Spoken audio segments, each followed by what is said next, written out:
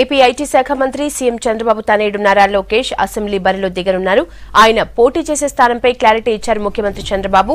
గుంటూరు జిల్లా మంగళగిరి నుంచి లోకేష్ ను పోటీ చేయించాలని నిర్ణయించారు చంద్రబాబు. ప్రస్తుతం లోకేష్ ఎమ్మెల్సీగా ఎన్నికై బాబు కేబినెట్ లో ఐటీ, పంచాయతీరాజ్ శాఖ మంత్రిగా ఉన్నారు.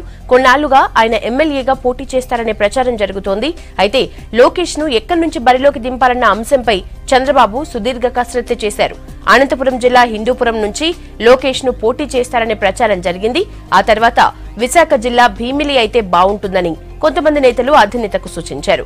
ఆ తర్వాత అనూహ్యంగా మంగళగిరి సీటును కన్ఫర్మ్ చేశారు బాబు. అమరావతి పరిధిలో లోకేష్ ను బలమైన నేతగా తయారు చేసేందుకు అధినేత ఈ నిర్ణయం తీసుకున్నారని తెలుగు తమ్ముళ్లు చెబుతున్నారు.